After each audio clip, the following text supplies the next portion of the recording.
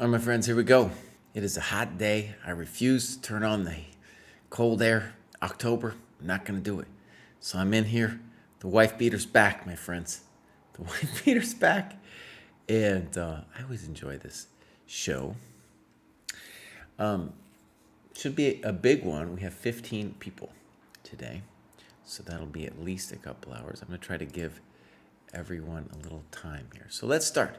We begin with Vic H. The program is great. My execution of it, not so much. Work-life chess balance is tough. Maybe Jesse won't be too hard on an old guy.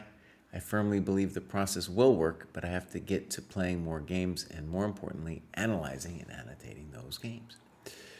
All right, let's click on Vic. So, epic jump.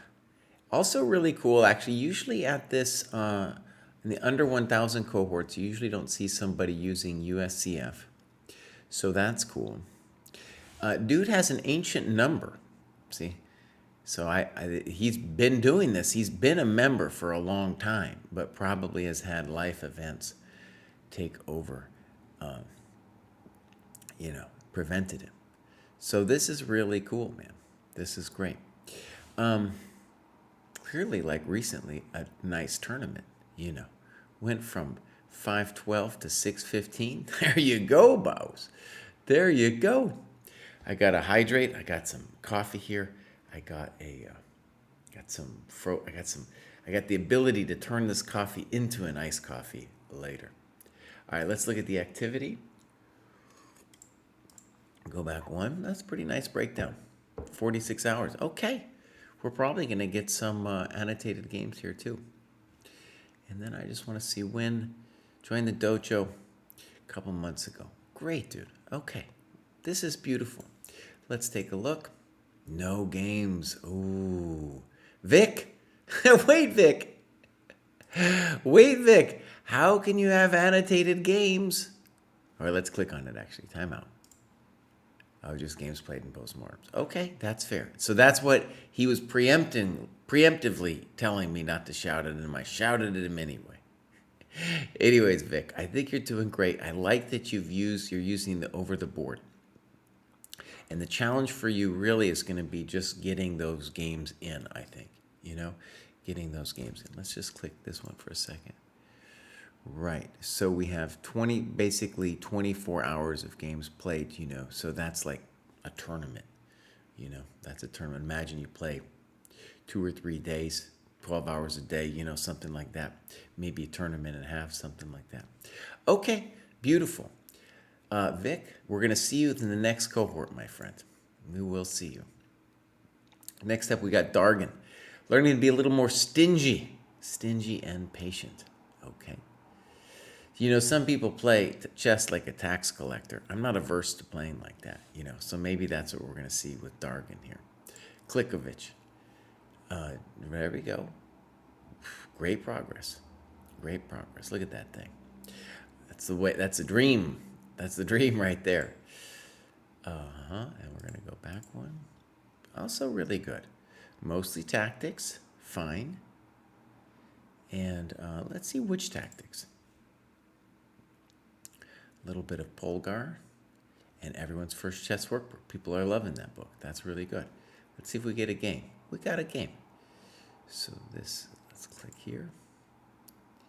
The Willie Brennan Cup. Okay. So let's just say the obvious. At this level, you should not be doing heavy theory. You should just be moving pieces out. Okay. Oh, by the way, my course comes out tomorrow, which is about time in the opening. Would be far better for anybody in the under 1,000 than learning the names of the openings or thinking about yada yada. Okay, so Bishop F5. All right. So let me just pause for a second here, okay? We got Dargan here playing some heavy duty dojo stuff. I could explain this in detail, and in fact, I did a whole opening course on this variation. It's called the ChessDojo Aggressive Opening Repertoire for White. But no, Dargan, not for you, Baus. Not for you. Trust the program. This is not where you should be spending your time. Okay, generally either bishop g5 or bishop b3 would be the moves here.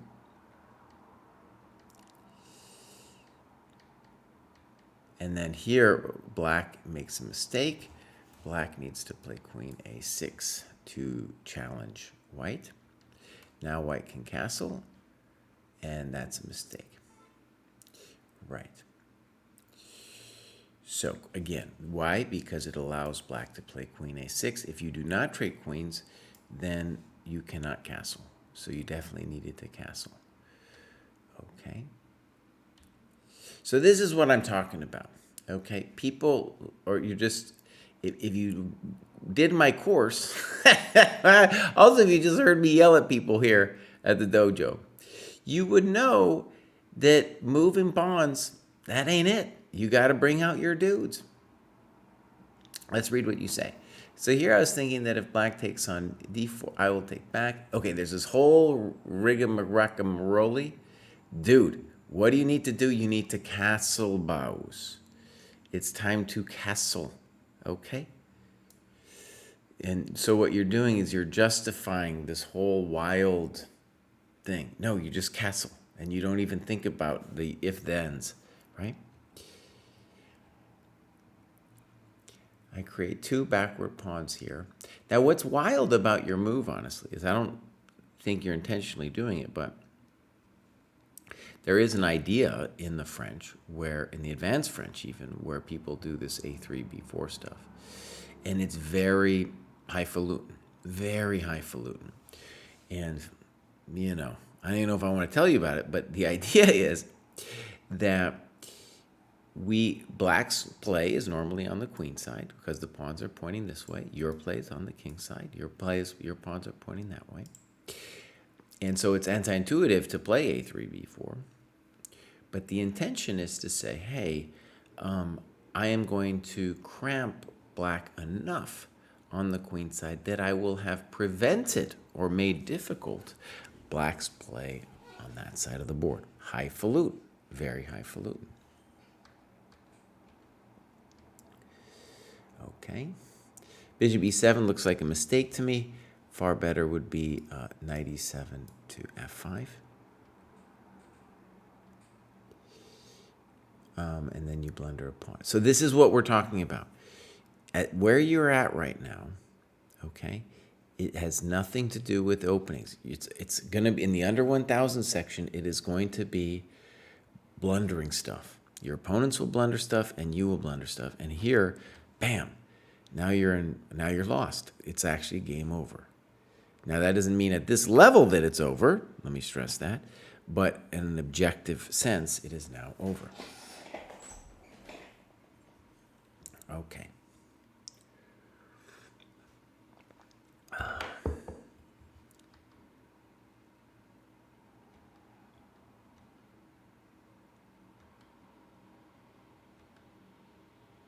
Now, this person plays really well, actually. Knight c4, and now it's just so sad. It's just so sad. Those knights are coming a hopping. Yep. Okay, so let's just say it loud and clear. If you just play principled moves in the opening, you will play better than if you knew all of this theory stuff. You will actually play better because you're confusing yourself. And I can even imagine that maybe you saw a3, b4 in some openings course or something like that. And that just made it weirder, right? Further, let me stress that players who look at openings at this stage of their development kind of really hinder the ability for later to just play to get in the habit and know how to play good principled moves. It's not necessarily the simplest thing ever. It takes a little time to learn how to do it. Okay, and that's a really important skill. Okay, rant over. Rant over, Kraai. Leave him alone. Leave him alone. He didn't do nothing to you, buddy. All right, let's go back. Dargan, you're making progress, bud. You just hear my rant. Hear me roar. My name is GM Kraai, and hear me roar. But your overall progress, dude, you're doing great. You're doing great. So you will get there, my friend. You will get there. Okay, let's do the next one. We have M. Murph, who I recognize that name. We've had in the show before. And then I think, let's go back one. They've definitely done some work. Definitely mostly tactics. And everyone's first chess workbook. Dude, people are slaying that book. They are slaying that book. And then here we have some annotated games, a lot of blunder games. And in fact, when we think about Crowley, the last guy, the blunder games is what's needed because it's hanging stuff that is preventing the progress from happening. Okay, so let's take a look. We have some games from Emma. If we do, let's take a look. All right, here we go. 5-minute mindfulness practice prior. Okay, I played 2 games as white before this one, and both of my opponents quit on move 9 and 13 respectively. Although not much, but felt like this was at least a helpful warm-up. Okay, great. So it looks like this was played online. It looks like we're going to get some times too, which is also interesting. By times, I mean down here, we're going to get a sense of how long people moved. It took to move. All right, here we go. And then E6. Okay. So E6 is a mistake. And now you're going to play the French down a tempo. Now, will it matter that much? Well, we'll see. At this level, I don't think it actually matters that much to be down a tempo. But let's just say in terms of principles, right, we wanted to first play bishop f5, as you've noted. And this whole variation is in a way just confusing you, honestly. What is the point? Let's just talk about this opening for a second. The Caro was invented because Caro players were upset at the French players who had their bishop blocked in. So they created this thing where they didn't even realize that they were blocking their own knight in. Okay? They didn't even realize it. So the dream is always to get this, the dream of the Caros, get this pawn to commit, bring the bishop out, and then push this guy solid. Okay? So now we're down. We should give yourself a question mark for that. Okay. And one of the things that's interesting here about White's response is White should very much consider c3 is fine. Let it go. Let it go. I like bishop d3 here. That would be, I think, a better move. Queen c2 is odd because putting himself on this file, good move. Weird. Why? Not developing. What should you do? You should develop your rook and create a tempo. So, c4. Now, the main reason it's a mistake is that you are giving away time for free. Okay? So, rook c8, or you write about knight e7. Knight e7, I'm a little worried about some kind of a5 trick. But rook c8 right away, I'm trying to get a tempo on that queen.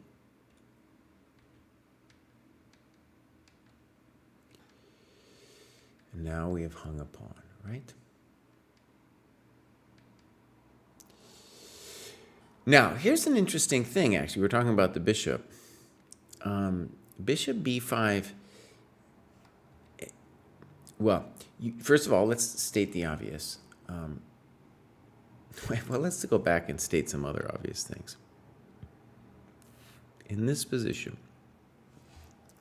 White could have very much considered papala, you know, and that's not the most pleasant for a peasant, if you know what I'm talking about. It's very unpleasant. It is supremely unpleasant. In any case, even here, you're trying to deal with that d5 problem. Now notice, how about rook c8? With time. But The skewer doesn't bother me so much in that I kind of want to get rid of that bishop on d7 anyway.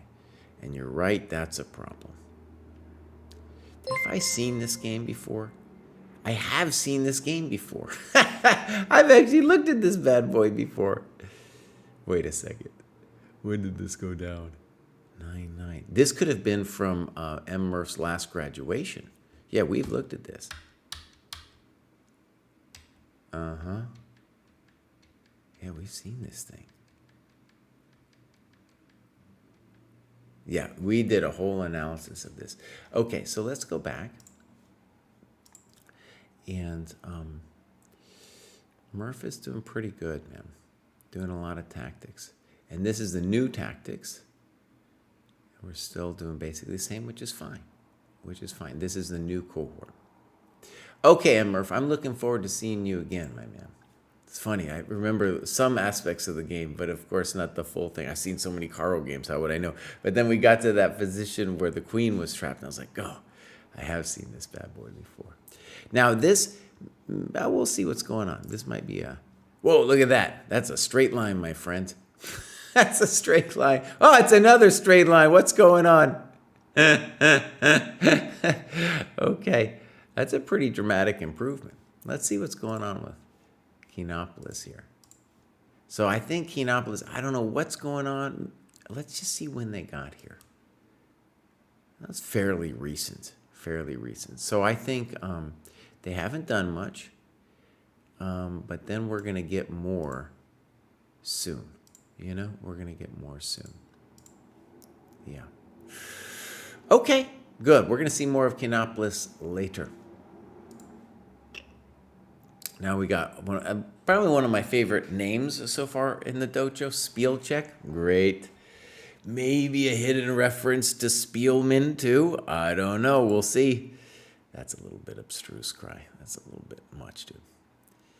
Sinister Magnus, thank you for rating. I was so involved sometimes I didn't even notice. Okay, so ChessCom Rapid, big old jump, and they just made it, so that's great, dude. Activity. We go back one. That's some good work. Looks like a lot of tactics. Fine. Everyone's first chess workbook. People are slaying that thing. Okay. So I have a feeling we're not going to see any games. No. But Spielcheck is clearly doing the tactics. We'll see some games later. And this is definitely a path to get to 1,000. You can do tactics to get to 1,000. And I'm going to guess that Andrew makes it fairly soon. With the ratings, though, I don't know. It was like one day. It all happened in one day or something. I don't know. Okay, so that was Andrew. And now we got a name. Let's call him, don't call him Pariah, boss. I don't know. Starting in May 23 to learn chess, having enjoyed playing the game casually since childhood. Piers. Okay, great. Let's call him Piers. So I kind of remember the name too from a different graduation. Nice, beautiful rating graph. Beautiful. Okay. Activity. And then we're going to go back one to see how they did it. Nice. Okay. That's what I like to see. Okay. 51 hours. So this I like a lot. This just looks like hard work. 51 hours at this level, yeah, you can make it to the next cohort, right? It'll probably take Piers longer in the next bump, but definitely doable. So let's click around a little bit. Okay, maybe we'll see a game. And yeah, it's beautiful. Okay. And then we got tactics. Just a sliver of the mates in two. I noticed that, the mates in two takes a moment. But they got all of the mates in one. Now, I believe when it says 314 that there's, you just start off with mates in ones. You go to problem 306, and then mates in two would just be to 314, just, a couple. And so that will definitely be something that Piers can work on in the next cohort. Let's see if Pruess has a game. Beautiful. And that was, these were actually kind of a while ago. So let's see what's going on. Yeah, hopefully I haven't seen this one too. All right, so this looks like on chess.com, it looks like an hour plus 30 seconds. Loses a pawn. Bam. I think we have seen this. Yeah, we've seen this bad boy, right? I'm just looking. Yeah, we've seen this thing.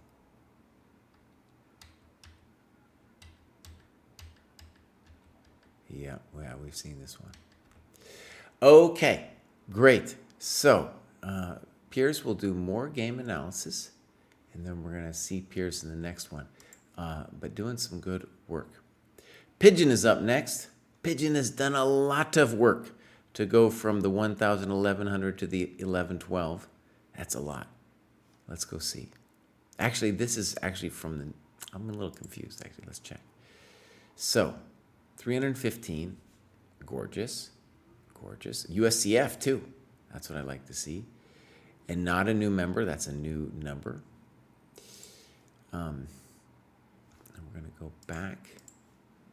Oh, yeah, dude. 81 hours. Mostly games and analysis. Actually, I think this is probably not indicative because they've done other work that isn't logged in the time. And then, let's click the tactics. Some mates and two going up to 650. Okay, good. And then endgame. Beautiful, the Silman endgame. Kind of cool. We did the honoring Silman podcast, and maybe Silman's best bro. I don't know exactly, but I am John Donaldson, knew the guy forever. They collabed on a bunch of projects, and it's really gratifying to hear that Donaldson listened to our podcast and approved. So I thought that was a cool just thing of chess history. Okay, so that looks good. We'll click on this. Nice. Okay, and I have a feeling we're going to see some games here from Pigeon. Okay, let's click. Oh, this is going to be out in San Francisco. This is, in some ways, I consider this my home club, the Mechanics. Played there a bunch. Pruess was on our team. Shanklin was on our team. Naroditsky was on our team. Hans Niemann was on our team when he was just a young, obnoxious kid. All right, let's read. This one was painful. In the mid-game, I was thrilled to find a successful Greek gift sacrifice and mounted a strong attack, but I started celebrating too early. That's happened to me too. My opponent defended well, and I eventually blundered my queen and the game. My opponent was also very restless during the critical period of the game, making it difficult to concentrate. Okay, maybe playing a young kid.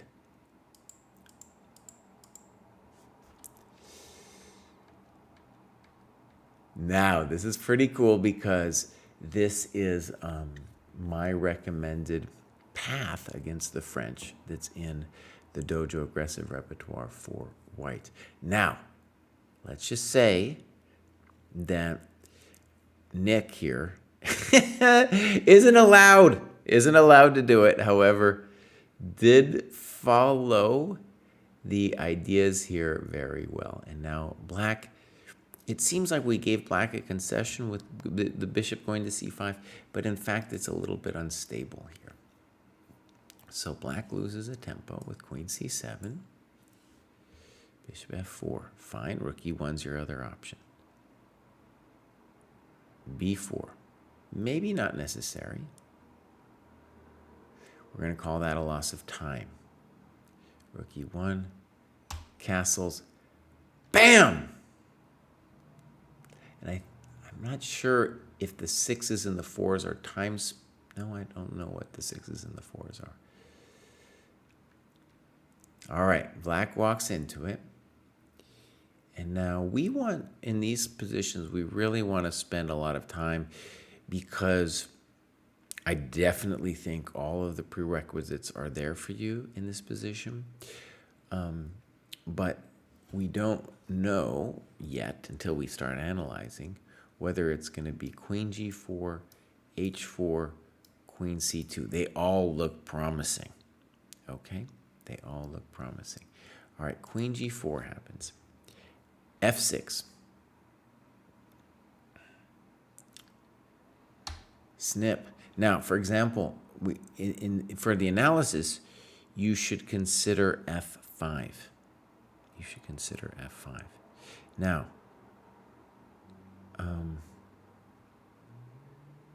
for example, I'm not going to go too deep, but I just want you to know that this is the variation kind of to think about here. Okay, so here we go. f6. And you say, I played too fast here. Okay. Now, you should also have calculated this position when you played Queen G4, because like I said, there's other moves. Okay.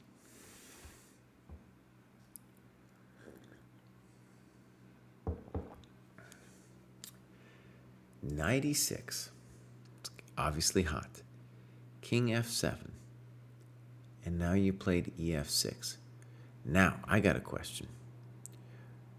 Wouldn't life have been simpler if you had played Queen G7, King E6, check to the miserable king? Because the lady's gone. Right? The lady's gone. Hi, Pepper Chess. Nice. Quad is saying he's got 3 hours of chess sweat work a day. Bam. Nice. Dude, I need to hear it too because I've been working.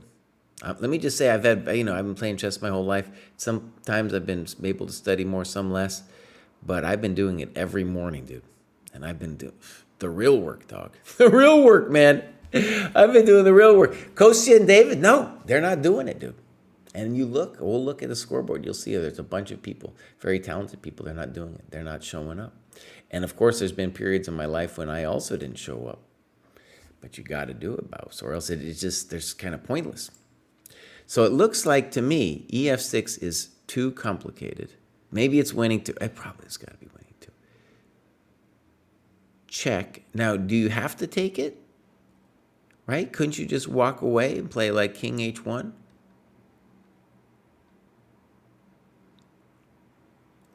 Okay.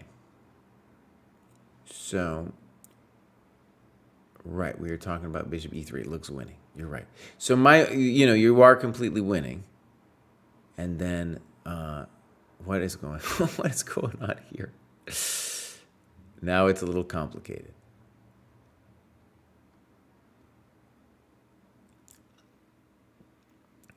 Now, yeah, we have already here. We're going to have to say we've made life a little complicated. By the way, Nick, I want to say you're doing great. A little bit more variations in the analysis here. For example, would you consider your position winning after knight F3 here? Might be. Okay. This one maybe you're winning too, but there's some fright effects here going on. There's some definite frightenings here happening. Okay. Bam. Right. So what do you need to do? You need to give the variation on King G2, right? I think you're winning here, but you need to give the variation. Would you stop yelling at the guy? He's giving the variation, okay? Okay, buddy, he gave the variation. My bad. So, yeah. It'd be good to know the times. And now you're toast. But your opponent still has to knock you out. Yeah. Oof, that one hurts. That one hurts. And especially because you did have a nice opening. The opening led to a very typical sacrifice. And then the takeaway for all of us is that when you get that beautiful position, you have to spend time. You have to spend, you could play in a normal game. You can spend 10, 15 minutes just double checking, making sure everything's all right.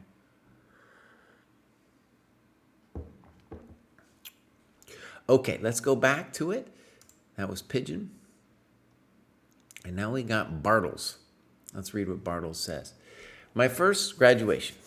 Nice. What I have found most useful is playing at slower time controls, learning to annotate my games, and going over my annotations with stronger players. The books seem very rating level appropriate. Good job. I've dipped into Silman's complete endgame course, which is much better suited to my level than 100 endgames you must know, and I'm just starting tactics time. By the way, May 24 is when we'll do Dojo 3.0, and that just means that we'll release a new version of the program. And I bring it up because some people don't like tactics time. And then we had this amazing post dissing Zurich 1953 that I posted. I reposted in the questions. In any case, I'll just bring that up. I really like the way that the learning material is all set out, which just reduces the mental load of working out what to do with so much chess material being available on the internet. I would have liked to have done some sparring against people in my cohort, but haven't been able to work out how to make this happen yet. I occasionally have nagging doubts, but seeing the comments of the other graduates and the Chess Journeys Discord channel helps me to trust the program. Nice, boss. Nice, Bartles. Yeah, now we all got the doubts, for sure. We all have the doubts. I think you're doing great, though. I think we're going to do a podcast later today inspired by a Patreon question where the question was, what is the worst piece of advice out there? Chess advice, chess improvement advice. And one of the, I don't know, the thing I really want to talk about is how when you go out into the world, in the internet world, you see so much information and it's pointing you in this direction and that direction. And then you're just, it's the same way like the fitness community, there'll be like videos that say, the 10 best ab workouts, what you shouldn't be doing. Oh, this thing is terrible. All these different things. And so there's not a program where you don't have to think. Very important. If you're thinking about it, no bueno. No bueno. But if you just are following a program that you trust, oh man, let's go down the road. Okay, let's click on Bartles over here. Nice improvement. Okay. Mid-30s adult improver based in the UK who knew how to move the pieces but otherwise picked up chess during the pandemic. I have a son who's a strong junior and I do my best to stay in reach of him and to improve so I can play in the same OTB tournaments as him rather than just being a taxi service. Nice. Okay. Joined 7-3, so pretty, a couple months. And I totally with you. If you can play some over-the-board events, that's definitely your next step.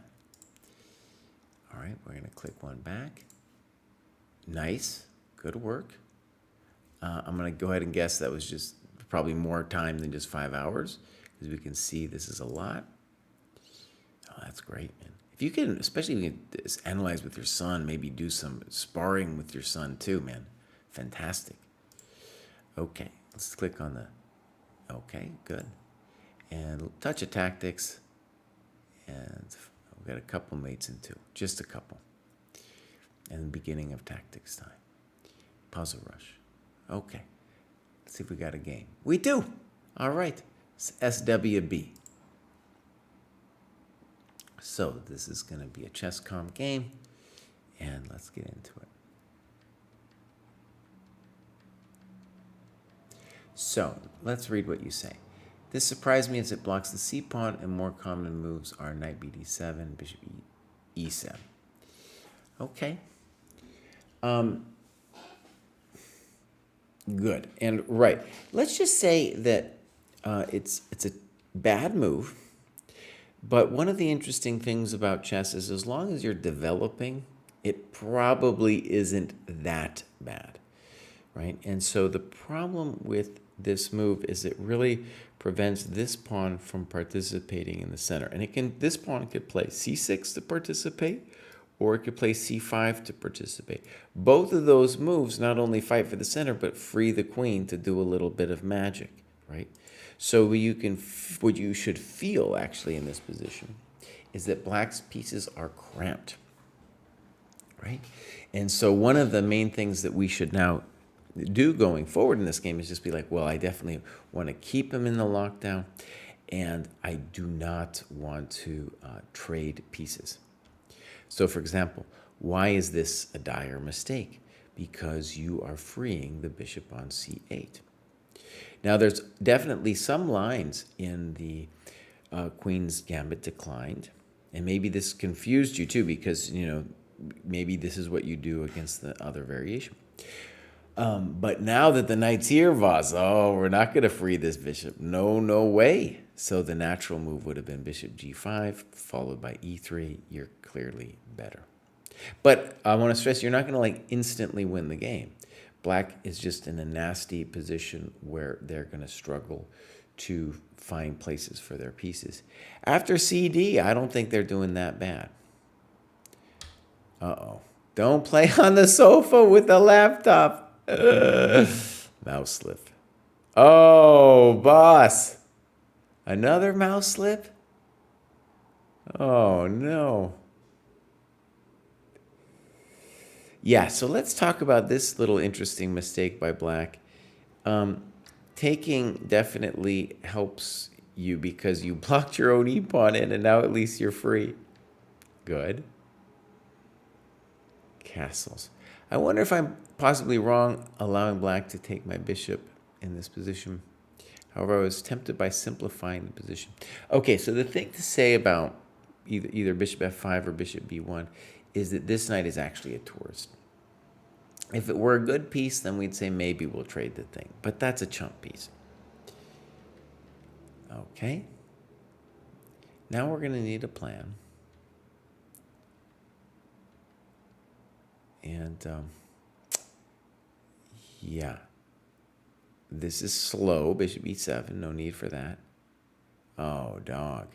This is cataclysmic. This is cataclysmic. Oh, no. All right, we're done with the mouse slips. We're done. Good move. I'm glad you didn't trade. And now you hung a pawn. They didn't see it. Well, people are hanging pawns. So notice you're talking about minority attacks and stuff, which would normally be the case if this pawn were here, at the f pawn. But people are hanging pawns.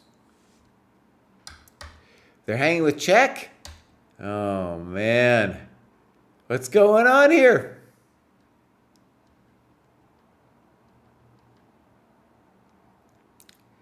Okay. So, pop. All right.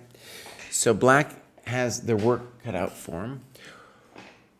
One thing I would point to here is that more important than the minority attack is whose knights and rooks are going to be active. Okay? So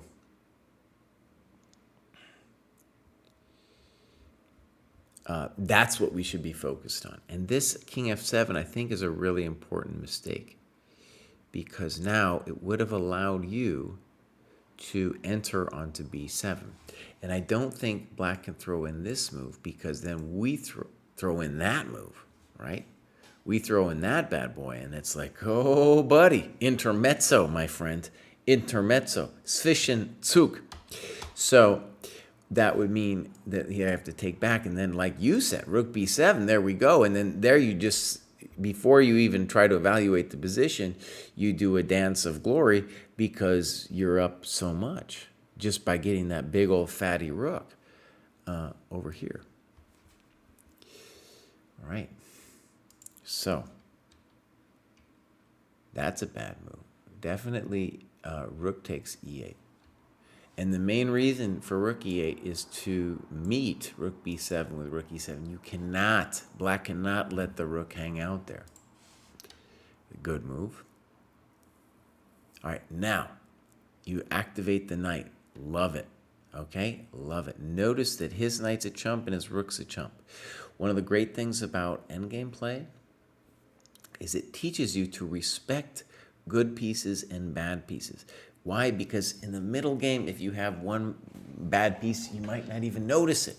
Here it's obvious. It's obvious that this guy is going to get wrecked because our pieces are so much better. Does that do anything? Not really. Should you have played knight c5? Of course. Of course, knight c5. So you went pawn grubbing, all right? And let's just say knight c5. I think the game's over. Yeah, just such a powerful knight. They always have to worry about knight e6 stuff. Yeah. Okay. And notice when you win the c pawn, that's his least important pawn. Like I would think maybe the game could go rook e8, rook a7. We'll take this bad boy, and then we're going to push. That's the one we're interested in, right? This a pawn. So the guy starts getting counterplay. Okay. I'm not sure I get it. We want to play rook c7, knight c5. I'm not sure I get that move either. Ooh, I don't like that move. I don't comprende. I don't comprende. Why aren't we checking? Give him a check. I think I'm better here because of my passed pawn. Well, you're doing great, yeah. Let's give him a check, boss. Rook c6. Rook c6. Nice. King f5. Fine. You did it fine, too. There you go, buddy. Now that ain't it. Yes, he thought he was running. You ain't running, Forrest. Not today. Not today, my friend. Oh, very nice. So, that was a weird game with the mouse slips, SWB. Hanging out on the sofa, watching Arsenal play in the background. Oh, man. Your son's yelling at you from the next room. What are we doing? What are we doing? All right, Switchman, we know that what you need, and this is hard for a dad. I'm a dad too, man. You need some time, a little solitude, a little non-kid screaming at you, and definitely not playing on that couch. Okay, Bartles, congratulations. We're going to see you soon. I'm hopefully playing some OTB with your son. OTB, you're not going to be sitting there on the couch making mouse slips, You will be much more focused. It will be another level for your game. Okay, here we go. Next up, we got Mr. Fear. Mr. Fear's already graduated some times here. Oh, Andrew says, hey, sadly my chess has fallen off a little because of school, so I won't graduate for a while, but I'll try to get back to it over the holidays. All right. Mr. Fear says, did well in my second tournament, went 3 out of 4 in my club's under 1500 August Swiss, and won a prize for my rating band. My rating is now 1320 USCF after 7 games and officially published today. I will say that I am really enjoying the games in most instructive games. Great. That's a Chernev book. We'll be interested to see where I wind up after some more. But I am 2 out of 3 in the under 1450 of this month's Swiss that is finishing up on 10-2. Great. Okay. So Mr. Fear might have already even gone up some more after that post. Because that was just, 10-2. That's just a couple of days ago. Now that's weird. I don't know what's going on. I guess that's the new rating updated on the 2nd. Probably that's what he was saying. He's just published. Okay. And notice, he's close. He's close to 1300. Okay. So, activity. Let's look at this actually. So, doing much higher actually USCF than the ChessCom. Now, Mr. Fear might have the unpleasant surprise that, eventually plays some USCF games and it goes down. We'll see. Usually they're kind of in correlation with the ChessCom Rapid and the USCF. But I'm liking that Mr. Fear is using this as the preferred rating. Mr. Fear ain't playing on his couch watching Arsenal. Okay. I probably offended. I might not be an Arsenal fan. I don't know, man. Oh. Dude, I had to take a little break from English soccer. I got into it because Pulisic was playing for Chelsea, and then Chelsea was just like, just a catastrophic thing. Pulisic leaves, and now I'm just homeless, dude. From a soccer perspective, I'm just homeless. Okay, so let's click over here. That's some pretty good work. That's some pretty good work for sure. A lot of endgame. Silman all the way. Okay, that's for real. That's for real work. Some tactics. What do we got? Bulgar mates in 2. As I said, we start coming up. People are doing it. 650. Very nice. Okay. Now, tactics time, I think, is divisive. Some people like it. Some people really, they're upset. They're upset, man. We'll see what we can do. That's going to be on the list of maybe books that are going to get chopped just because so many people are complaining about it. Mr. Fear. Oh, let's look at a USCF game, so this will be interesting. Okay. Of the pin Sicilian? I don't know about the pin Sicilian. Maybe it's a typo. Here we go.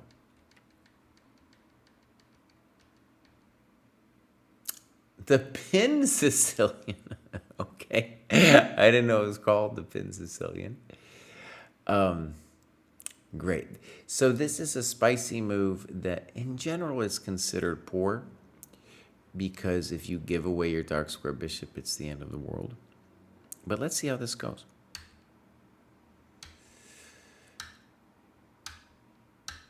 White's playing very simply. And e5 would have been fine too. But this is a nice position for white. And here, white's got a couple of moves. Let's see what they do. e5, pop, and that's definitely a mistake. I'm with you. Great annotations. Queen g4 still looks painful. Let's just say the obvious. We're in a French structure now, and white wants to play on their strong side, which is the king side, i.e. queen g4. And you could do a variety of things after queen g4, but they're all kind of painful, whether it's bishop f8, or what. But that ain't it, right? Thank you very much. Thank you very much. And then thank you very much. You probably could have also played knight d3 or knight g6. I would have probably taken the bishop. Interesting what you're saying about knight d3. I didn't consider this much in the game because it allowed white to undouble their pawns. Now, let me just say, I still like your position after knight d7, but note that what you're giving up with knight d7 or knight g6 is you're giving up time. And so what happens a lot at this level is that people are more concerned about something like pawn structure than they are about time, not realizing that if you're giving white time, it can be a little dangerous, right? So even if I like your position after knight d7, it scares me because you have some problems. You still have to fix your bishop on c8, for example. Yeah. So knight d3 for sure. Knight d7. And I think white should play queen. For example, queen h5. And are you still doing okay? Probably, but you can see that's not necessarily completely pleasant for a peasant, White can play things like c4, and on knight f6 we'll go here, and then we're threatening this. It's not maybe what you wanted for dinner. You know what I'm saying? But this seems correctly. You are right to say it's incorrect. That's definitely wrong. Yeah, give me that thing. And then that ain't it. And then f6 should be fine. That ain't it. Queen e7. Queen e8, even better. Fine. That ain't it. Knight e5. It's just a yard sale for this guy over here. Okay, so now we're just crushing him. And that's what they deserve. That's what they get. Oh, look at this. Oh, run, Forrest, run. Oh, tasty, tasty critters. Okay, good, good. Fine game, fine game. All right. So, good analysis too. That was really good, Mr. Fear. That was a good analysis. And maybe what you should ask yourself is, how is it that white could have got an advantage either here or as in the game with this position? How was it that that was possible? Hey, I didn't even realize his bishop was hanging. That's a miserable move to make. Okay, but good notes. Let's continue.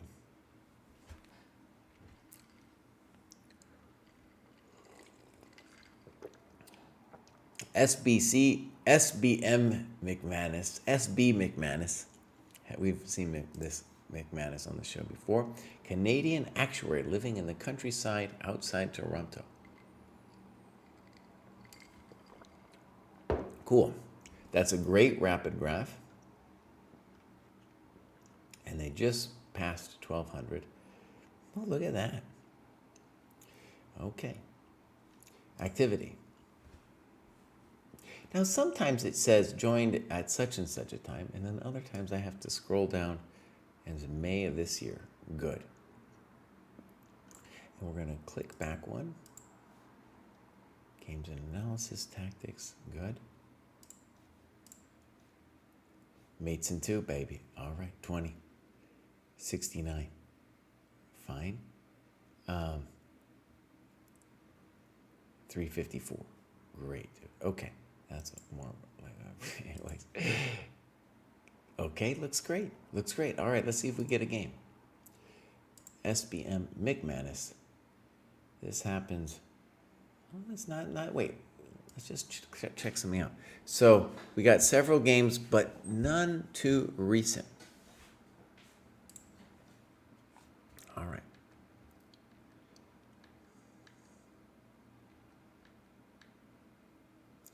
Transposing to the main line of the Dojo aggressive repertoire. Nice. D6. Now, F5 is really aggressive. Knight F3, though, is definitely not wrong. Bishop G4. H3. And then just loses his mind. What are you doing, buddy? What are you doing? Thank you very much. That wasn't it. Now, Rook F1 is fine. I want to say that I like Queen E2 better because the Rook might have a use here still on F1. H1, you're doing great. Bishop E3, that isn't it. It's a good move. Couldn't you have played Knight F4, right? Now that pawn's at least kind of, whoa. Okay, now, the thing, I guess, actually we gotta say that's a pretty good move. Bam! Good move. Bam!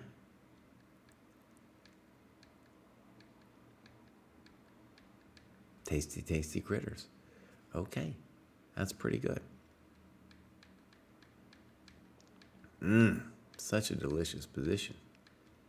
Oh, yeah. Give me that rook, buddy. Give me that rook. So SB McManus is doing pretty good. We're going to want some more recent games. There's Jack Stenglein. Look at that. Now, Jack is a famous dojoer. Played, that's a couple months ago. Has designed the beauty of this new website. Let's give it a quick look, Jack. Ooh, Jack's also playing aggressive repertoire. Jack is playing aggressive repertoire, boss. Let's just fly through this game.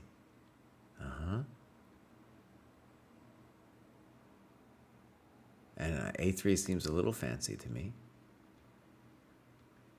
Now, Rook C1 I don't like because the bishop's on H6. There we go, Jack. There we go, Jack. Bam! Good move! Jack didn't see that coming. Oh! What a mess!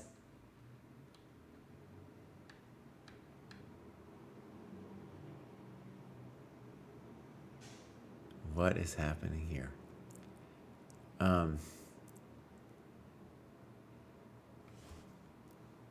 H5 definitely looks like a blunder. King G8.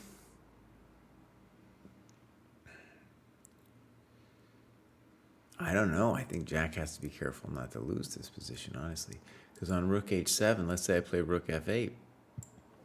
Are you really going to get me? I don't know, Bobs. I don't know if you're going to get me. I might be getting you. Yep. Oh my gosh, Jack.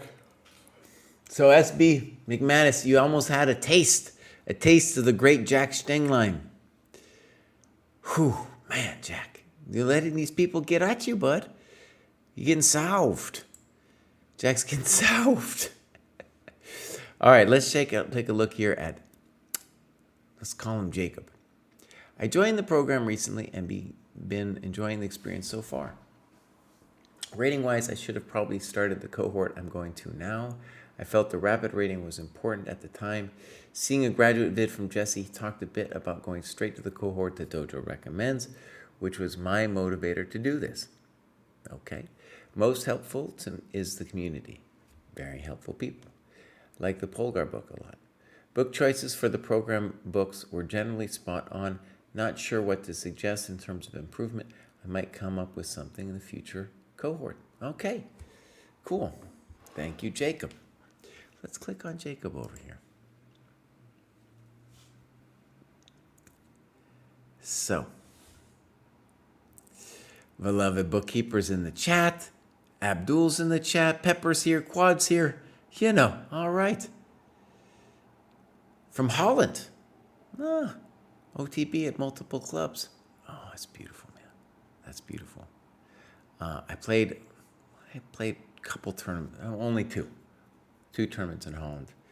But man, what a great place to play chess. Just fantastic. Okay, so maybe it'd be cool if Jacob had the Dutch rating. You could do that, I think. In any case, let's click over here in activity and we'll back it up one. And looks like a great macronutrient chart. Click on the tactics. Oh, a lot of the maiden twos. That's what I like to see. Okay. Yeah. And then we got some endgame. Looking good. And then game analysis. Perfect. Okay. So, let's see if we got a game. Joep and Jaap. Joep and Jaap. That's some real Dutch stuff going on right there. Joep and Jaap. All right. This was a fairly recently played game. Club game with an older player, lots of experience. Okay. Joep versus Jaap.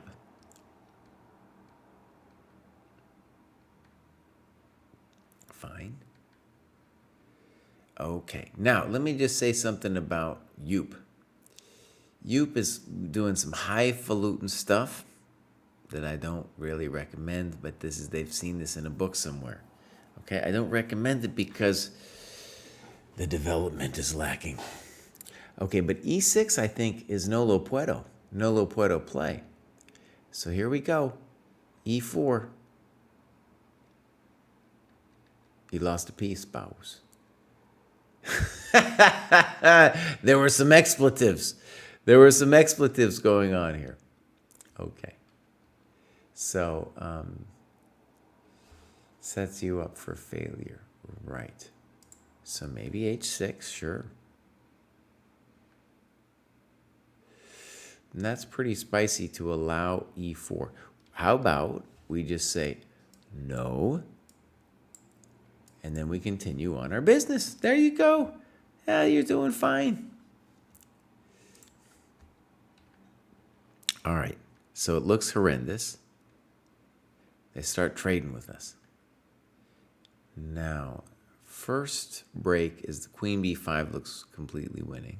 But they might as well do that first. Queen B5 still looks completely winning. So you got a break there.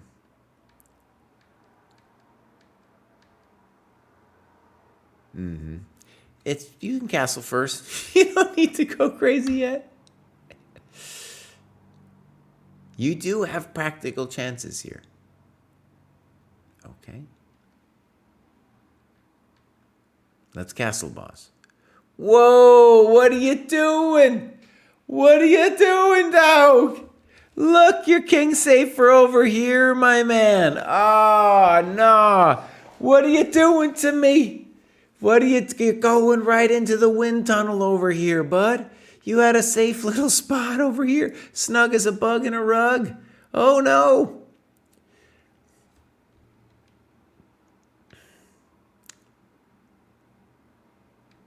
Now we can't allow knight g4, so we had to have done something about it. Now you just lose your mind. Here I resign. Huh. So it feels like you kind of gave up mentally, you know? White didn't play well up to get to this point, by the way. And so if you imagine castles, knight f2, and now we're going to just move our bishop somewhere, okay? The guy still has to play some moves to knock you out. It's not complete. It's technically over, but I'm telling you, you have some chances to play on. Okay, Yoop versus Yacht. There it is. Okay, so what do we got here? Oh, Kraai went to the Twitter status over here. Oh, let's read this, dog. Can you guys see this? I don't know. I just did a little break. Let's just take a little break from the Graduate Show just for a second. In light of the statements from the St. Louis Chess Club concerning the allegations of sexual misconduct by Ramirez, Chess.com will again provide support for the St. Louis Chess Club's events and tournaments on our platform. This starts with the U.S. Championship, which starts today. Wow. In particular, we appreciate the efforts by the board and the executive team in St. Louis to implement impactful policies. Okay, that was an interesting little break from your Graduate Show, boss. That was completely coordinated, my friends. Let me just tell it to you that way. The statement from St. Louis came about, like their U.S. Championship, which is like the big event of the year. That their statement came a couple days ago, and then they want Chess.com to cover it. And so, Chess.com followed Lee Chess's lead in saying no to Chess.com. And so now the event gets to happen. Okay. Fascinating. Totally fascinating. Good, I guess. And I guess what I'm saying is fascinating is a question will be what's going to happen with Lee Chess. Will Lee Chess also now remove St. Louis from its list of banned institutions? One of the problems I had actually with the ban that Lee Chess originally did is it didn't feel like a negotiation to me. It didn't feel like constructive in the sense that it could be like, listen, we want you to do this before we, let you back into the fold, that kind of thing. Anyways, let's continue with the show. So, I clicked it because I thought it was Kostya in the Discord. I thought it was something totally different. Then we got Milan here. Let's click on Milan. By the way, you notice we now have the ability to do your own profile pic. It could be yourself, could be your avatar, as we see with Milan. Okay. Pretty good progress. Pretty good progress here. They are going to be ready to graduate fairly soon. And we click activity. Let's go back one. And, whoa, what's going on here? Tactics and endgame. Okay, so I have a feeling no games. Let's see. No, Milan's got no games. Okay, so Milan's been with us a couple months, hasn't done any games yet. But there it is. Done a lot of the end game. Okay, cool. Well, we're hoping to see Milan soon for the next graduation. And I'm going to say, Milan, you're probably going to need bows. Some game annotation to make it. Okay, it is time for me to convert my coffee into iced coffee. I've waited long enough. The suffering has been real. As far as I know, Planet Owl, there's no statement from Lee Chess yet. Okay, so next one. Welsh ready. Love the classical game access against other dojo members, as everyone is always willing to do lengthy post-mortems. So let me actually discuss a little bit about what Welsh is saying. We have these great dojo tournaments. We've been running them for a while, but I feel like they're now, just getting better and better. And the point is like the cheaters on both Chess.com and Lead Chess are pretty extreme, especially as you get a little higher rated.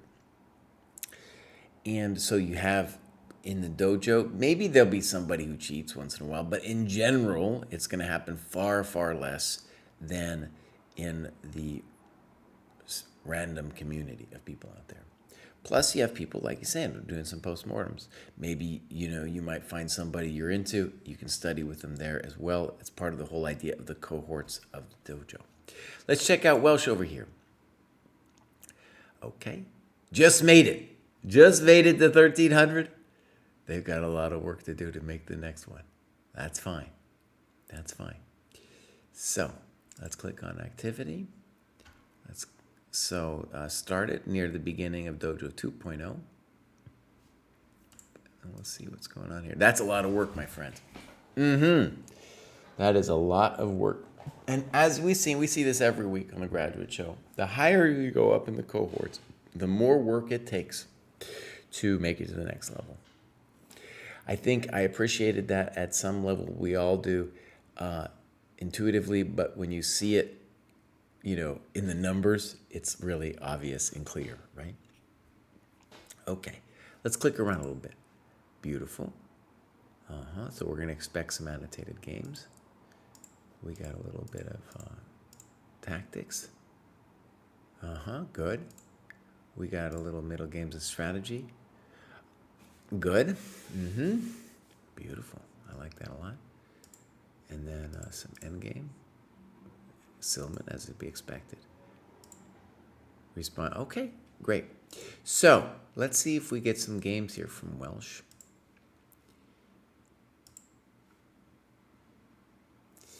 Okay, beautiful. So this is the Joe Welsh Classical Games, right?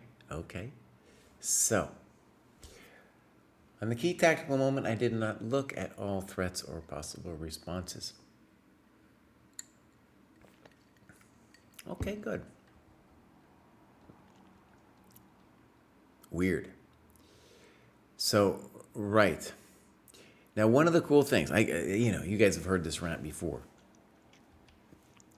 When you are at this level, you should not be having a booked repertoire, right? And we're at 1,200, 1,300, we actually, Kraai, you have to be a little bit lax, because at 1,200, that's when we say you can have a response to 1e4. Bishop b7 is not correctamundo. The correct moves, though, have to be either knight f6 or bishop b4. Can you give it a rest, Kraai? Can you give it a rest? Okay. Yeah. So, knight e4 tactic, correct. After e5, white is just doing great. And so one of the things I want to, a couple things. So with c5, you miss knight e4, but also it's really important to see that white in general does not want to, black's strategy in the French should be the following. Make white commit e5 and then try to break down their center. Okay? Now, white's going to help you because they do it this way. And then I think your positions may be playable. There's a question. There's an outstanding question I have still about it. But from a strategic point of view, they've helped you out. Okay. So I would be concerned with these moves as well. Maybe even knight f3 if they could get away with it with knight e4 not working. But first, e5 might actually be tactically winning. Let's look at this. And then now knight b5. Right. So this is interesting because there's a very similar variation to this Because I believe instead of bishop d3 being there, knight f3 is there. Sometimes people take with the king, for example. In general, I think you are going to lose the exchange. So I think you have to even castle now. Let's see what you do. Ooh. Okay. Let's read what you say with castles.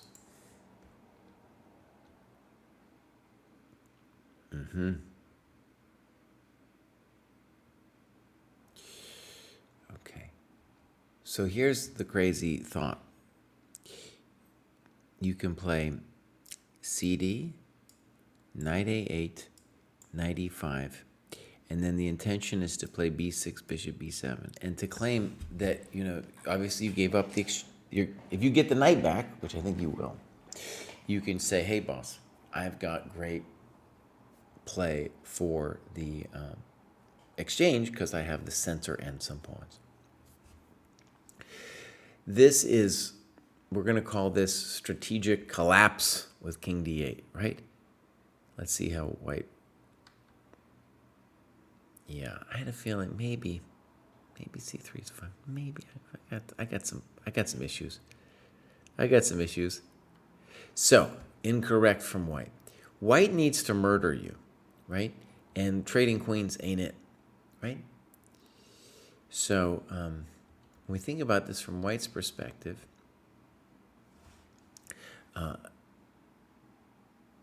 it's actually a little touch tricky, right? But let's presume this for a second.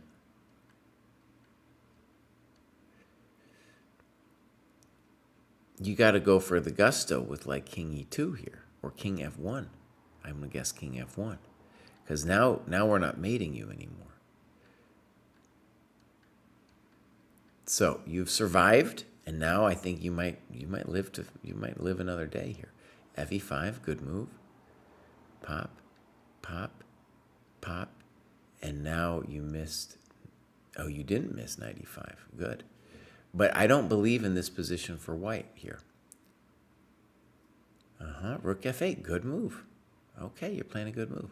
And now you play knight e5.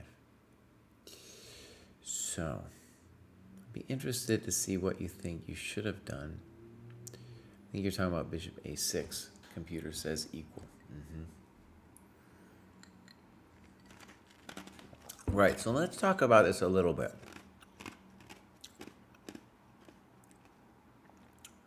When this king d8 situation goes down, where are we here? I can't find my business. Where's the king? There's king d8. White needs to understand that knight d6 is actually a frail piece because the center could be lost, as happens in the game. So I'm convinced that black is toast here, but I know that white needs to find some very exact moves still.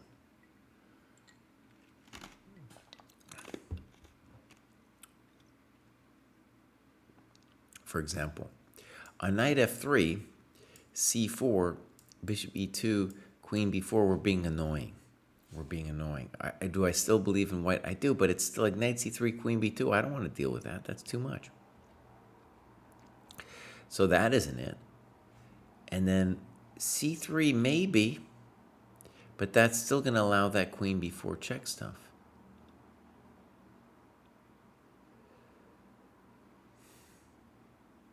So actually, your king d8, it's at least an annoying thing for white to face. And they didn't do it to you, because now you're going to live. Your king is useful now on e7, and the knight d6. I don't even think it's a correcto mundo move, because now it's just frail. Yeah, and it was good that you saw the first tactic, because that's a good move. And then right after bishop a6, I like your position a lot.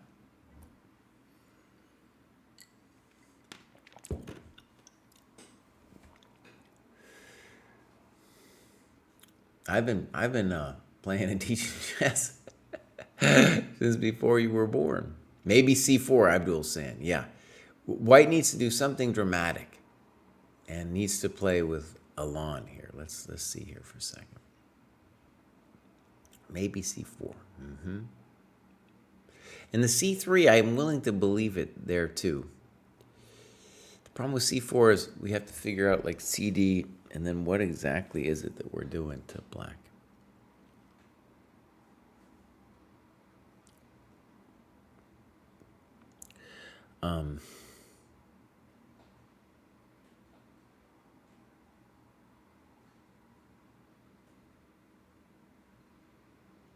Yeah, interesting position.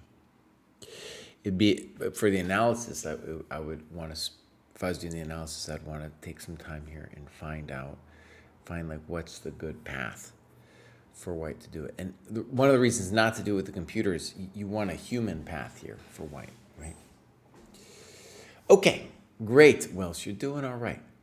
Let's go recent. And then we're going to go fork bait. Doing the Polgar mates, analyzing own games, playing long games. Okay, let's check out fork bait. These rating graphs are amazing. They're amazing. By the way, you might have gotten an email where we have the Dojo Digest. And one of the reasons I wanted to do it is actually someone in chat was like, all these new features we're rolling out, is there a place where we can like see them all at once, you know? So we did the Dojo Digest, talked about a bunch of things in there, but one of the main things I wanted to do is just like share, like, oh, these are the amazing things that we've done with the website. One of them being these beautiful graphs. And generally what the graph is like when you join the program, that's when the graph goes back to. Okay, so, right, beginning of Dojo 2.0.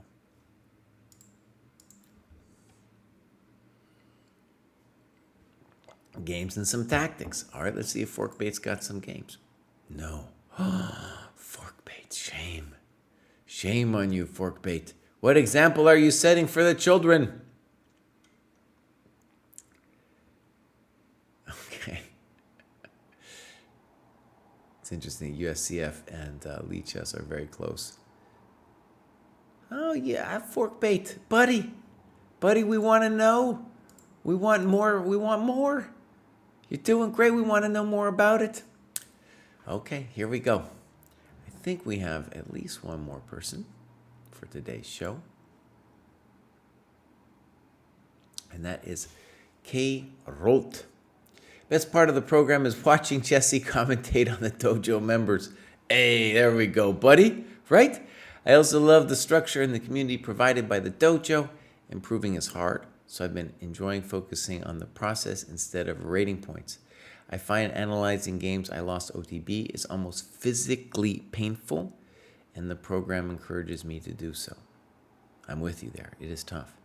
I've also been working on Polgar mates, and it's been enjoyable and frustrating at the same time. I just want to say, I just want to respond to this. It is very hard, especially if you're somebody like K. Rolt, who has put in a lot of work in their chess, obviously. And, you know, to go through the games you've lost, and I will say, like, I'm having a really good run of it because I've been trusting the program. And, you know, I spend a week for each game that I play. And it's tough work, dude. It is tough work. But I feel like I've been at it for a couple solid months now. And I can feel it's starting to hum, man. It is starting to hum. And I am seeing things. I am seeing things, my friend. It just takes time. You know, it's not going to happen real quick. Okay, here we go. K. Rolt. Beautiful. 1942, normalized. Seems like they also had, I was guessing they had a OTB rating as well. Maybe we're going to see some OTB games.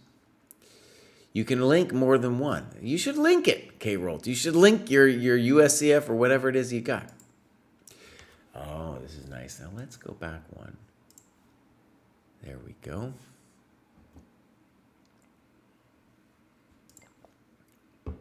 That's what I like to see, some Polgar mates. Pruess is too He's a master. He doesn't need to do it. He's a master. Everybody else needs to do it, though. Woodpecker method, great. Survival and some puzzle rush. Okay, I like it. Let's click on games and analysis. Beautiful. We're probably going to see an annotated game here. Endgame. Okay, great, dude. Oh, that's beautiful looking. And I like the time breakdown, too, here. Let's click on, already they've done some work here. Yeah. Beautiful. Okay, let's see a game. Let's see a game. And this is Peter.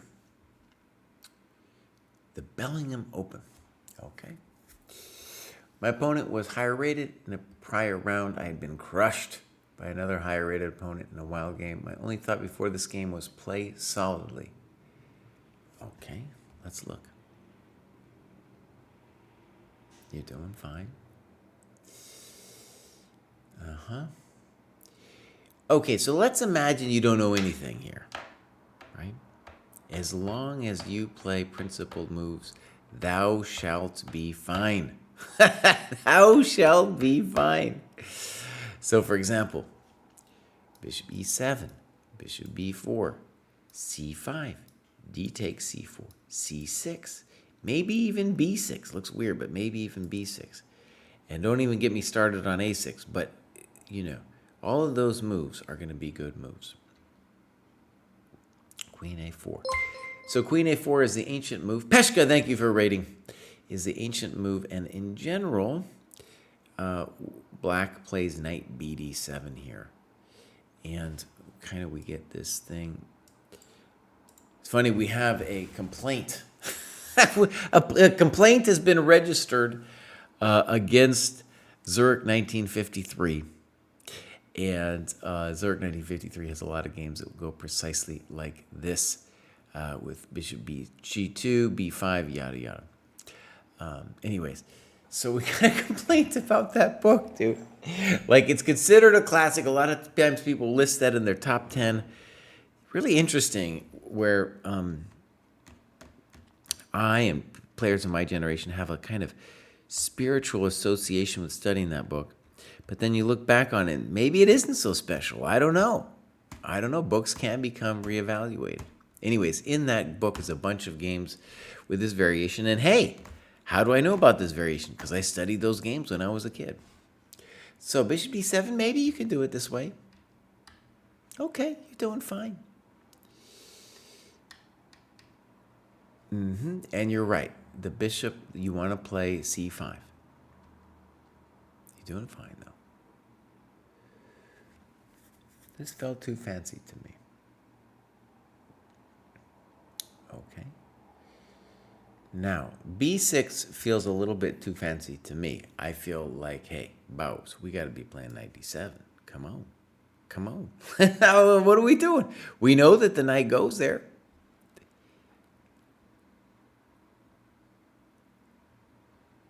Okay. e4, bishop b7. Now, one thing I want to say about this. Let's read what you say first. My evaluation up to here was that I was close to equalizing. My pieces will be able to develop to natural squares, and I'm challenging their center with c5. However, this kind of position is very new to me, so I wasn't sure where my pieces belong. I'm not used to allowing a pawn on e5. Okay. So, one of the things that's very tricky for Catalan players to understand is that there's so many chess openings where you want to play pawn to e4. And here, white's going to invest a lot of time putting the pawn to e4. But it's not clear that that's actually where the pawn wants to go, because once you do it, you are going to block the bishop. And then, to free the bishop, you're going to be committed to playing to e5. Now, white's up so much time that we still have to believe in their position. However, this is kind of like not the way it should be done.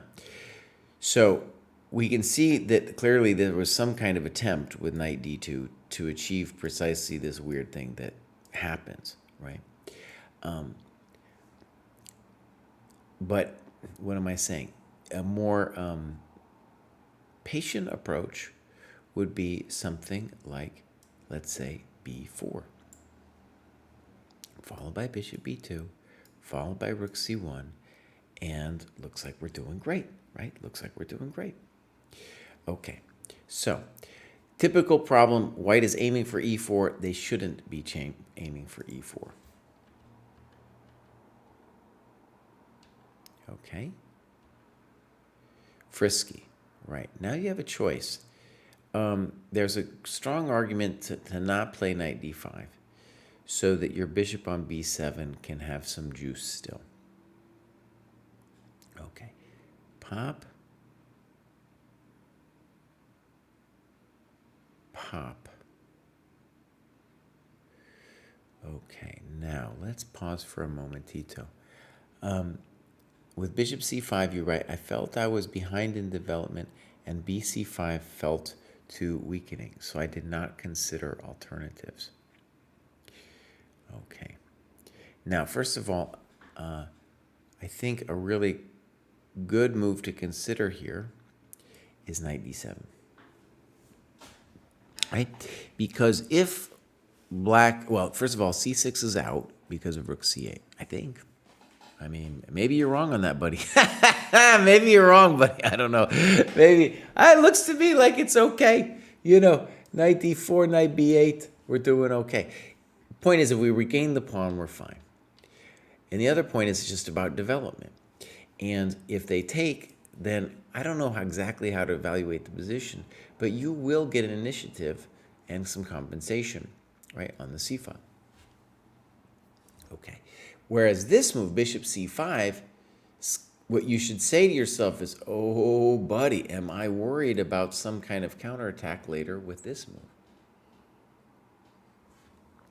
Right? Okay, so let's see how it goes. a3. At the board, I kept being unable to understand my opponent's moves. Only later did I realize that knight b4 would have been annoying. So, okay, the question for me is, what about knight e4? Let's look. Knight b4. Let's say queen b1. Now, arguably, you're fine on a move like queen d3. Am I certain? I don't know. I don't know. I just know maybe he would feel okay here. Black's still down in some time, though, right? So that would be their main concern, right? Because they would like to play knight e4.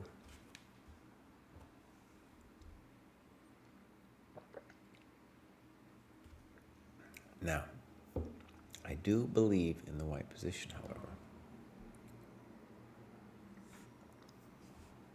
And this, leaving this square is what seems especially suspicious to me.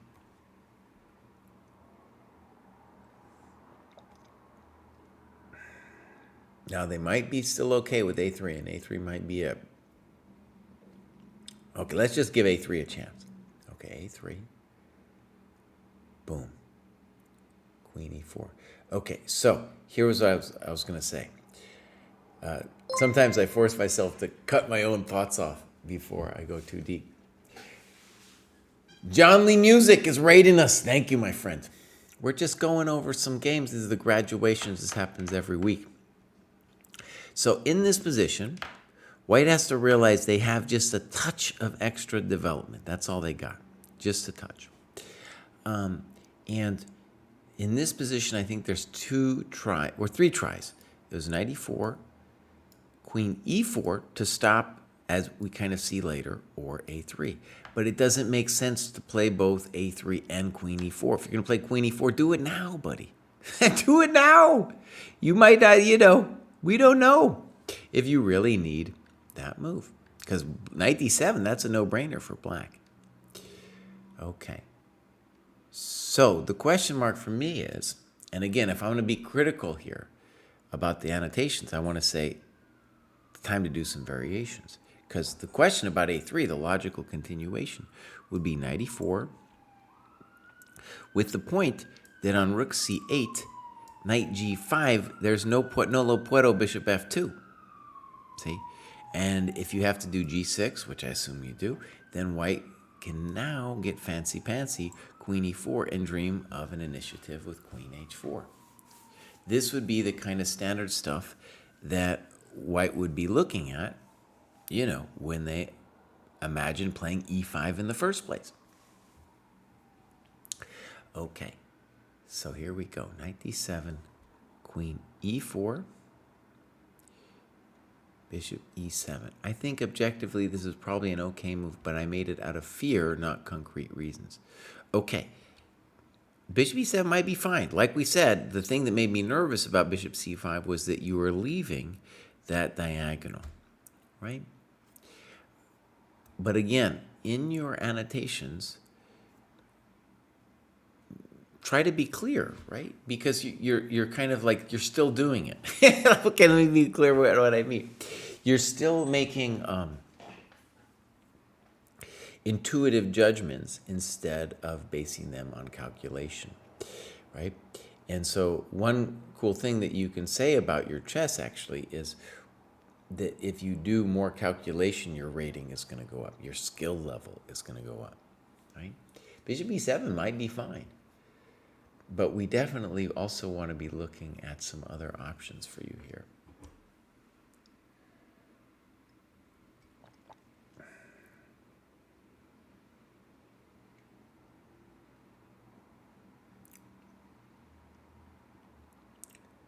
Like, here's a weird question. Knight b4, queen b7, rook b8, queen a7, rook a8. You could say, oh, I'm got a draw. But maybe it's actually a bummer. That's an example of a variation we might want to look at, right?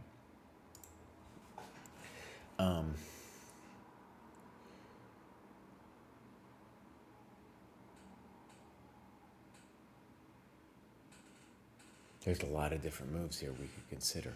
The queen is funky, of course, on e4.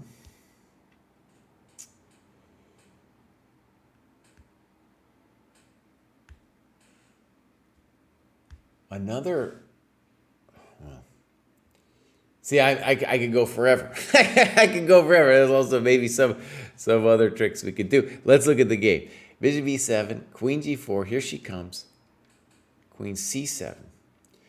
So far, my play has been very reactive, good word, because I don't know the opening. It's not because you don't know the opening. Your opponent doesn't know anything here either. At this point, however, I started getting nervous about my king side.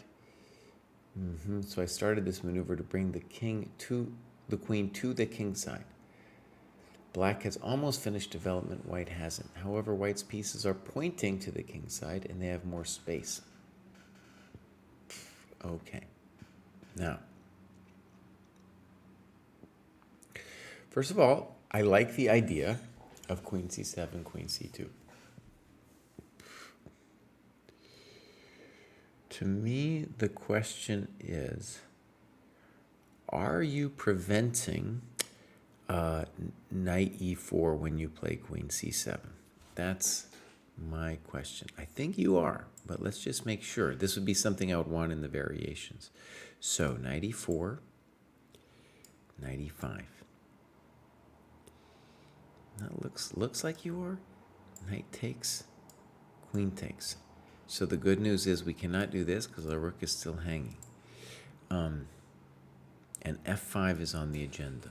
Okay, so it looks like this works for you.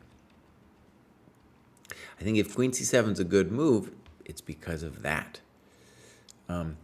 Another nice try for white is to say, hey, if you're going to do queen c2, maybe I'll think about this bad boy. Interesting. Maybe. Also, yeah, so that would be an interesting thing for white as well. Knight b3 is unsatisfying from my perspective because it's not super clear that that knight has a great future on b3. Good move. I like it a lot. Notice with this move, I'm not sure I dig it because what is this knight doing? So one of the things I talk about a lot at this level, 1900 level, is a lot of times where these players will go wrong is in getting pieces that are funky, right? Now, you miss a move, and now we have a really good question about how you're going to deal with it, obviously. So we're afraid of bishop e4. It looks rough to me. Well, here's an interesting thing. Is white threatening bishop e4? I'm not sure, because when bishop e4 happens, don't we get to play knight f4? Holy moly, Mr. Bambadoli, right? Isn't that going down every time they play bishop e4? Again, this is a chump. Now, one problem with us playing knight c5 is we liberate the chump. We liberate the chump. I am distinctly against chump liberation. However, maybe we got to liberate the chump. I'm very much against chump liberation. Okay, Jesse, can you post the link to the Dojo scoreboard for the free training plan, please? Yeah, I'll do it. Yeah, please post the link, and I'll put it up there. Is it something where I have to allow it or something like that? I'm going to just confess, I don't know what the link is.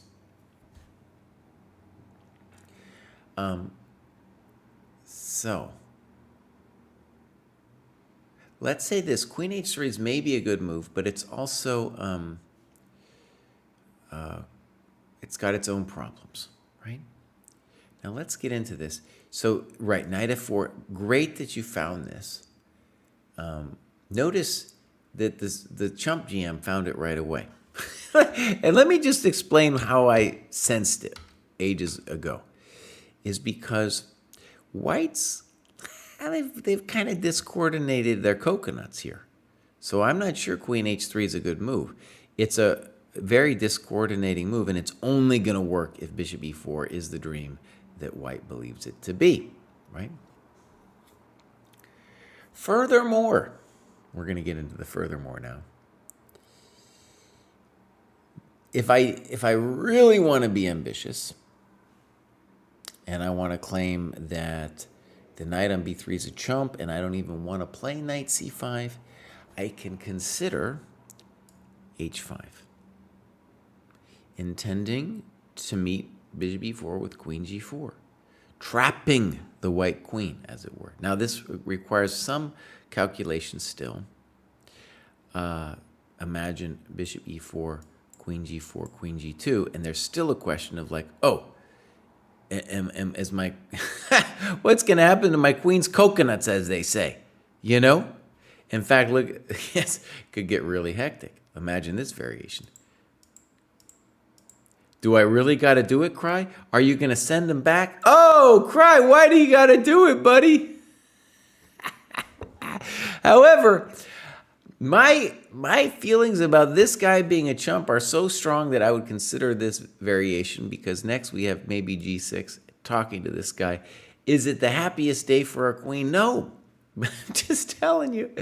That's the variation I would want to look at. Okay.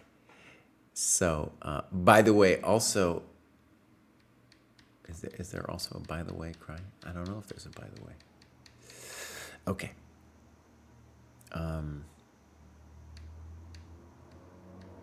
Good. So knight c5, pop, pop, and dude plays bishop e4. I think it's a mistake because of knight f4. And I think you're better. I think I'm going to say much better, because white has refused to develop their pieces, and now this chump is lost their light squares, you know? The chump has lost their light squares. Oh, no. And you write bishop f4, bishop e4. Honestly, I would call that a winning position. Winning. Because this is a chump. Yeah. So let me say, also helpful for you would be to write down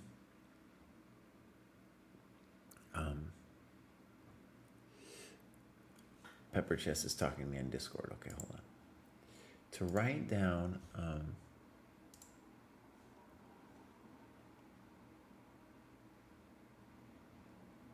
oh, wait a second.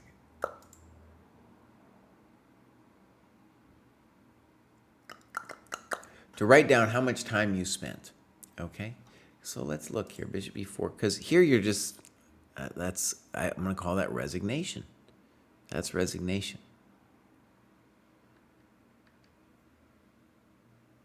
Yeah. My opponent got rattled that I didn't resign here. He was also getting to some time pressure and played the following move quite quickly. Okay, good. Now notice in this position, while it is lost, as long as you got this bad boy here, we're not going to resign. You know? We're not going to resign. And this is a full chump play. What should he do? You should write down, by the way, what they should do. I think bishop d2.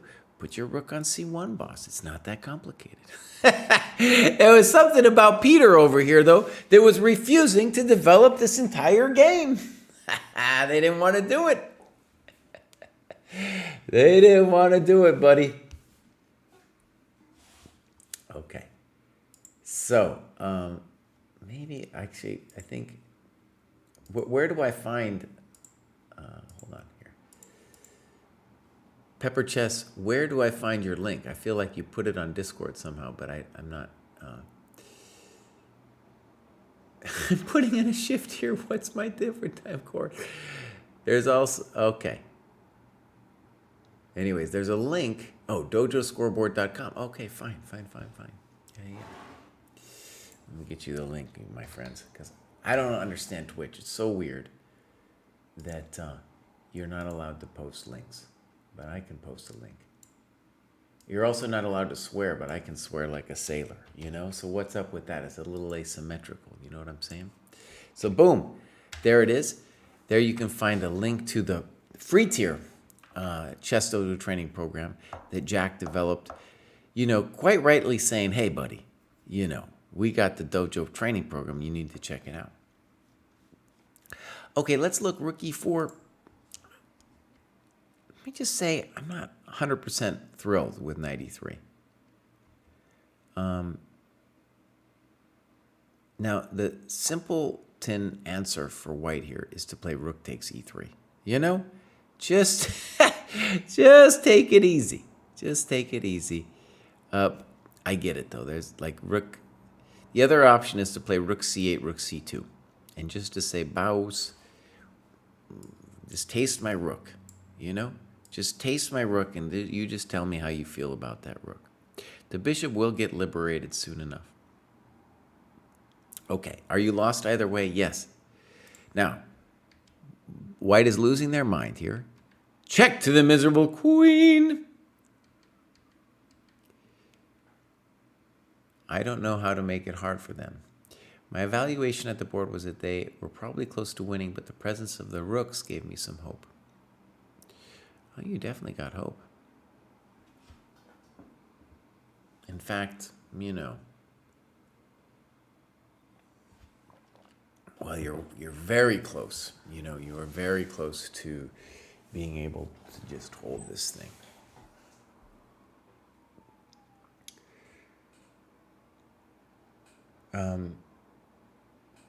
Now, again, one thing I want to stress about your analysis is you're not giving that many variations, and that's where you really grow your game. Okay? So, for example, rook fd8 is interesting, rook fc8 is interesting, rook fb8 is interesting. Okay? So, for example, a5 is... No, I don't like a5. Imagine pop, pop, pop, and if b4, we play a5 with play. If bishop e3, we can play both rook b2 and a5. And we will have, I think, we'll be giving white something to think about. So that's one variation to consider. Your rook fd8 is also not the silliest thing I've seen. And then I think a key variation for me is here, here, here, here, and the bummer is I really want to get this bishop to c5, but I do not know how to do it, right?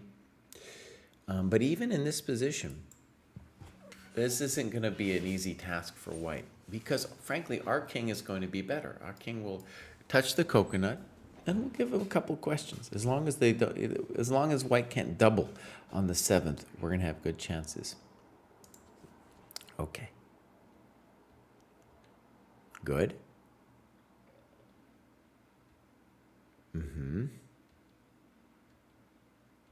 That move doesn't make any sense to me because the bishop on c3 doesn't have scope, and the second you play f5, white could have played ef, and then it has scope, right?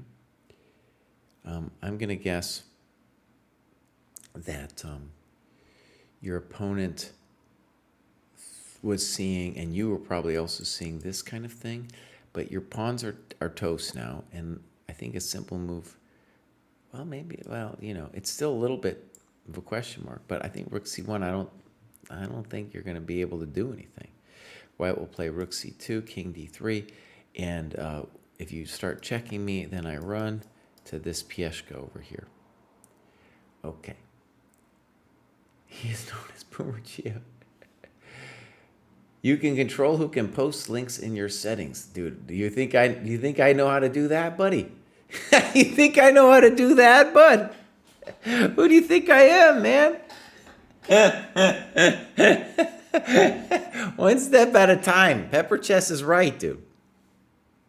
All right, let's look at how this happened. Now you have chances to hold this bad boy.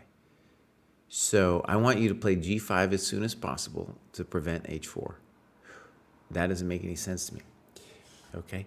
If you're going to move the king, it's going to go to f7. Okay, I still want g5.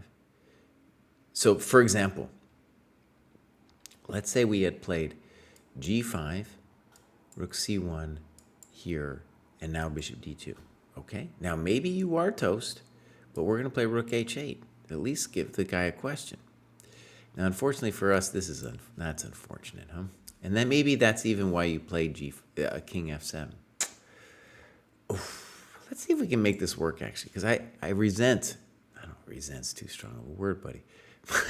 I don't like that white was able to play king d3 so nonchalantly.